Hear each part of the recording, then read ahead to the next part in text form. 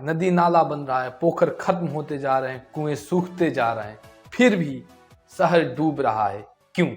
क्या हमारे शहर में विकास नहीं हुआ या ड्रेनेज सिस्टम पूरी तरह से सड़ गया है, या प्रकृति हर साल विनाश का एक छोटा सा मंजर दिखाता है? फ्लड के रीजन से लेकर के सॉल्यूशन सबका बात करेंगे। आगे बढ़ने से पहले आप चैनल को सब्सक्राइब कर ले, जो मुझे मोटिवेट करता है ऐसे वीडियोज बनाने के लिए। सबसे पहले हम फ्लड के तबाही को देख लेते हैं। पिछले 40 सालों में इस जुलाई में सबसे ज़्यादा बारिश हुआ है, जिसके वजह से दिल्ली डूब रहा है और नोएडा का दम घुट रहा है। 9 जुलाई को फ्लड के कारण हिमाचल में 14 लैंडस्लाइड हुए, रेड अलर्ट जारी कर दिया गया, 7 लोगों की जान चली गई, 250 से ज़्यादा लोग भी छड़ गए, 700 से ज़्यादा सड़कें बंद हो गई। कुछ ऐसा ही उत्तराखंड में भी देखा गया। लैंडस्लाइड के कारण 195 सड़कें बंद हो गई। देहरादून में पानी लोगों के घर में घुस गया। ठीक कुछ ऐसे ही नज़ारे पहले भी देखने को मिले। 2005 में मुंबई, 2015 में चेन्नई, 2017 में बिहार, 2020 में हैदराबाद और 2022 में बेंगलुरु। हर साल एक ही कहानी दोहराई जाती है और इंडिया को बिलियंस ऑफ डॉलर का नुकसान होता है। एशियन डेवलपमेंट बैंक ने बताया है कि 1990 से 2017 तक फ्लड के कारण $54.6 बिलियन का नुकसान हुआ है। ध्यान दे, $54.6 बिलियन एक बहुत बड़ा अमाउंट होता है। नुकसान सिर्फ पैसे का ही नहीं होता, इससे हमारा इन्वायरमेंट भी बहुत ज़्यादा अफेक्टेड होता है। मलेरिया और डेंगू जैसे कई बीमारियां स्प्रेड होती हैं। अभी दिल्ली में फ्लड के बाद आई फ्लू स्प्रेड हो रहा है, जिसको कंजक्टिवाइटिस कहा जाता है। इसमें आंखें लाल हो जाती है, दर्द होता है और पानी निकलता है। अब हम बात करेंगे रियल रीजन बिहाइंड फ्लड। उन सारे वजहों पे फोकस करेंगे जिसके वजह से फ्लड आता है। साथ में ये देखेंगे कि दिल्ली में फ्लड का मेन रीजन क्या है। Reason number 1, heavy rain in short period. कम समय में ज्यादा बारिश होने के कारण सोइल का रेट ऑफ वाटर ऑब्जॉर्प्शन कम हो जाता है, जिसके वजह से वाटर लॉगिंग का प्रॉब्लम होता है। हमारा ड्रेनेज सिस्टम ब्लॉक हो जाता है और ओवरफ्लो होने लगता है, जो एक फ्लड लाइक सिचुएशन क्रिएट करता है। Reason number 2, encroachment of flood plain. River bed के दोनों तरफ 2 से 5 किलोमीटर के एरिया को फ्लड प्लेन कहा जाता है। हर रिवर के लिए फ्लड प्लेन का साइज अलग अलग होता है। फ्लड प्लेन में बहुत सारे डेवलपमेंट हुए, जैसे building, road, flyover, garbage dumping, जो एक कंक्रीट का जाल बिछा देते हैं, जिसके वजह से रिवर का वाटर होल्डिंग कैपेसिटी कम हो जाता है और पानी सीधे सिटी में घुस जाता है। Reason number 3, silt accumulation. पानी जैसे अप स्ट्रीम से डाउन स्ट्रीम की ओर जाता है, अपने साथ बहुत सारे सिल्ट को लेकर जाता है, और जैसे वाटर का फ्लो रेट कम होता है, सिल्ट एक्यूमुलेट होने लगता है, जमा होने लगता है, जिसके वजह से रिवर बेड ऊपर उठ जाता है और रिवर की वाटर कैरिंग कैपेसिटी कम हो जाती है। इस सिल्ट एक्यूमुलेशन का main reason flood water obstruction माना जाता है। Reason number 4, flood water obstruction. इसको समझने के लिए हम दिल्ली का एग्जांपल लेते हैं। वजीराबाद बराज से लेकर के ओखला बराज के बीच में 25 किलोमीटर डिस्टेंस में 22 ब्रिज है।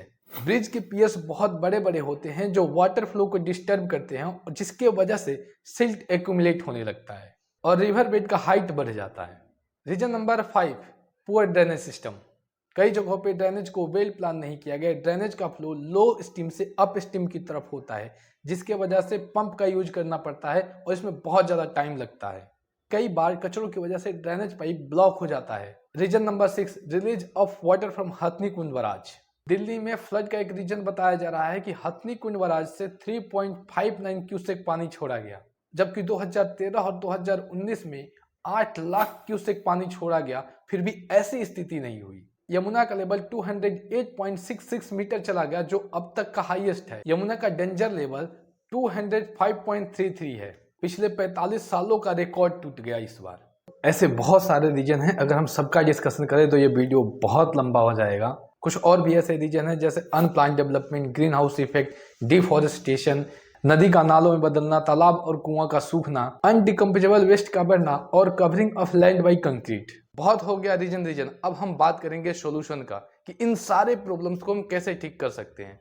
Solution number 1, rain water harvesting. Rain water harvesting एक टेक्निक है जिसमें बारिश के पानी को कलेक्ट करके ग्राउंड में छोड़ा जाता है।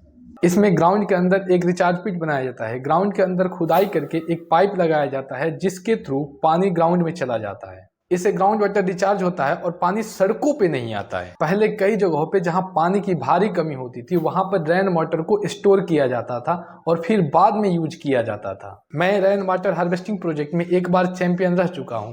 अगर आप बोलेंगे तो मैं इस पे एक डेडिकेटेड वीडियो बना दूंगा, आप कमेंट करके बताएं। Solution number 2, rain garden. एक रेन गार्डन रेगुलर गार्डन की तुलना में 30% ज्यादा वाटर ऑब्जर्व करता है। इसको रोड लेवल से थोड़ा डाउन करके बनाया जाता है ताकि उसमें पानी फ्लो कर सके और फिल्टर होकर ग्राउंड वाटर को रिचार्ज करे। न्यूयॉर्क भी भारत के जैसे एक ओवर पॉपुलेटेड शहर है जिसमें फ्लड कंट्रोल के लिए 2300 रेन गार्डन बनाए जा रहे हैं। रीजन नंबर 3, स्टॉप डिफॉरेस्टेशन, यानी जंगलों को काटना बंद करें। पेड़ के रूट सोइल को इंटरलॉक करके रखते हैं जिसके वजह से सोइल इरोजन और लैंडस्लाइडिंग जैसे प्रॉब्लम्स नहीं होते हैं। जहाँ पेड़ होते हैं वहाँ 10 इंच पर आवर बारिश का पानी ऑब्जर्व होता है, वहीं ओपन ग्राउंड में 4 इंच पर आवर ही ऑब्जर्व होता है।